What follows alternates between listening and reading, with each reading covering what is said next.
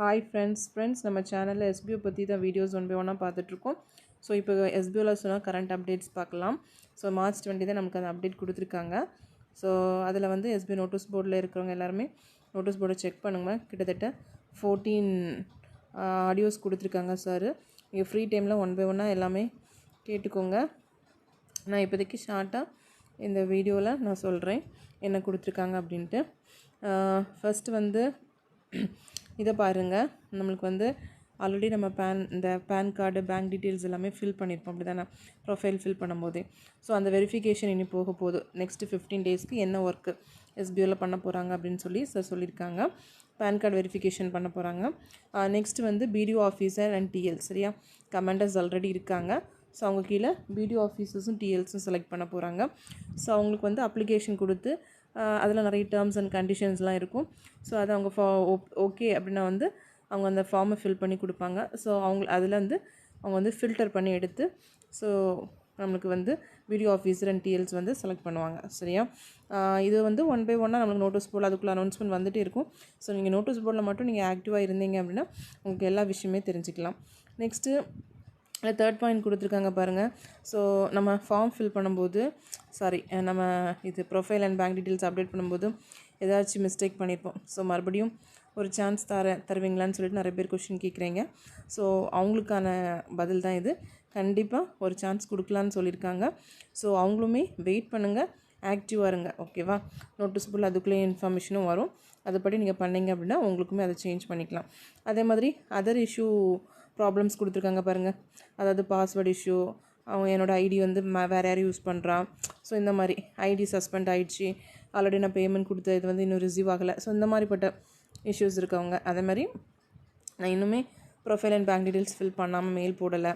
So இந்த மாதிரிப்பட்ட issues இருக்கவங்களுமே எல்லாருக்குமே ஒரு சான்ஸ் கண்டிப்பாக இருக்குது. ஆனால் என்ன மெத்தடில் அதை வந்து அவங்க பண்ண போகிறாங்க அது எல்லாமே ஒன் பை ஒன்னாக தான் நோட்டீஸ் போர்டில் அனௌன்ஸ்மெண்ட் வரும். ஸோ அகெயின் நான் சொல்கிற விஷயம் என்ன அப்படின்னா, ஆக்டிவாக இருங்க, நோட்டீஸ் போர்டை கரெக்டாக ஃபாலோ பண்ணுங்கள், சரியா?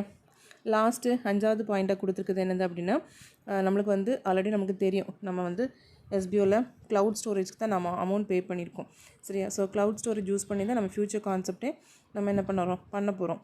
ஸோ அந்த க்ளவுட் ஸ்டோரேஜ் வந்து எப்படி யூஸ் பண்ணணும், என்ன மெத்தடில் யூஸ் பண்ணணும், ஸோ என்ன பர்பஸ்க்கு யூஸ் பண்ணுறோம், ஸோ அந்த மாதிரி, ஓகேவா? ஸோ அதை பற்றி அந்த 15 டேஸில் சொல்லுவாங்க. அது மாதிரி அதுக்கு ஏதோ ஜாயினிங் லெட்டர் ஏதோ இருக்குது போல் க்ளவுட் ஸ்டோரேஜுக்கு. ஸோ அதை நம்ம பிரிண்ட் அவுட் எடுத்து அதெல்லாம் சைன் பண்ணி எல்லாம் அப்லோட் பண்ணணுமா. ஸோ அதோட வீடியோ அது என்ன மெத்தட் எல்லாமே நமக்கு ஒன் பை ஒன் நோட்டீஸ் போல் வரும். ஸோ இதில் கொடுத்துருக்க நெக்ஸ்ட்டு 15 டேஸில் என்ன ஒர்க்லாம் எஸ்பிஓ சைட்லேருந்து பண்ண போகிறாங்க. ஸோ அதை வந்து 5 பாயிண்ட்ஸாக சார் கொடுத்துருக்காங்க. நீங்கள் இந்த 5 பாயிண்ட்ஸுமே கிளியராக இருங்க. நெக்ஸ்ட்டு நோட்டீஸ் போர்டில் ஆக்டிவாக இருங்க, சரியா?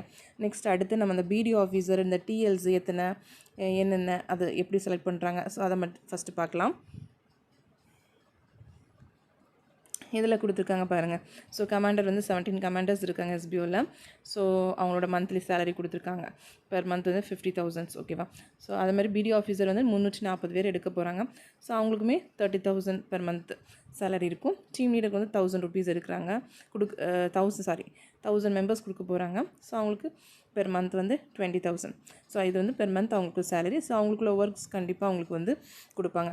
ஸோ இதில் சார் என்ன சொல்லியிருக்காங்கன்னா, கமாண்டர்ஸ் அண்ட் பிடிஓ ஆஃபீஸர் வந்து டைரக்ட் நம்ம எஸ்பிஓடைய டைரெக்டாக எஸ்பிஓவில் ஒர்க் பண்ணக்கூடிய ஆஃபீஸுன்னு சொல்லியிருக்காங்க. பட் எஸ்பிஓ ஆஃபீஸ்க்குள்ளே ஒர்க் பண்ண மாட்டாங்க, அவங்கவுங்க இடத்துலேருந்து ஒர்க் அட் ஹோமில் தான் பண்ணுவாங்க, ஓகேவா? ஸோ ஒவ்வொரு கமாண்டர்ஸ் கீழேயுமே நம்மளுக்கு வந்து 20 பிடிஓ ஆஃபீஸர், சரியா, கொடுப்பாங்க. ஸோ அதே மாதிரி ஒவ்வொரு பிடிஓ ஆஃபீஸர் கீழேயும் இதில் கொடுத்துருக்காங்க பாருங்கள், 3 டிஎல்ஸ் டீம் லீடர்ஸ் கொடுப்பாங்க. ஸோ ஒவ்வொரு டீம் லீடருக்கும் 1000 ஃபேமிலி மெம்பர்ஸ் போது இவங்களாம் ஃப்ரீலான்சர்ஸ்னால் அப்படின்னா என்ன, அவங்கவுங்க இஷ்டப்பட்ட நேரத்தில் விருப்பப்பட்ட நேரத்தில் அவங்க வந்து ஒர்க் பண்ணிக்கலாம், சரியா? இந்த மாதிரி தான் கிட்டத்தட்ட நமக்கு ஆல்ரெடி தெரியும். 10 lakhs மெம்பர்ஸ் தான் எஸ்பிஓக்கு தேவை. ஸோ அந்த 10 lakhs மெம்பர்ஸுமே இத்தனை கமாண்டர்ஸ் கீழே, இத்தனை பிடிஓ ஆஃபீஸர்ஸ் கீழே, இத்தனை டீம் லீடர்ஸ் கீழே தான் அவங்க வந்து ஃபில்டர் பண்ணி எடுக்க போகிறாங்க. Language wise, district wise, state wise இந்த மாதிரி பிரிக்க போகிறாங்க. ஸோ இந்த ஒர்க்குமே நம்மளுக்கு இந்த 15 டேஸில் ஒன் பை ஒன்னாக நடக்கும்.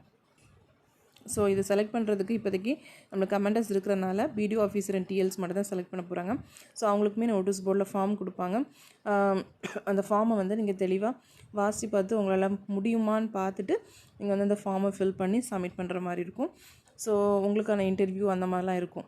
இதை வந்து சார் ஆல்ரெடி அதையுமே நோட்டீஸ் போர்டில் சொல்லியிருக்காங்க. வீடியோ ஃபார்மேட்டில் தான் இன்டர்வியூ அந்த மாதிரி இருக்கும்னு நினைக்கிறேன். ஸோ அந்த இன்டர்வியூ அட்டன் பண்ணுங்கள். பண்ணிவிட்டு அதில் அவங்களுக்கு தேவை வந்து மொத்தமே 340 பிடிஓ ஆஃபீஸர்ஸ் தான். ஸோ எத்தனை பேர் அப்ளை பண்ணாலும் பண்ணிக்கலாம், இஷ்யூஸ் கிடையாது. ஸோ அதில் அவங்க ஃபில்டர் பண்ணி செலக்ட் பண்ணி எடுப்பாங்க. District wise state wise already சொன்ன மாதிரி தான். சரி, ஃபில்டர் பண்ணி எடுப்பாங்க.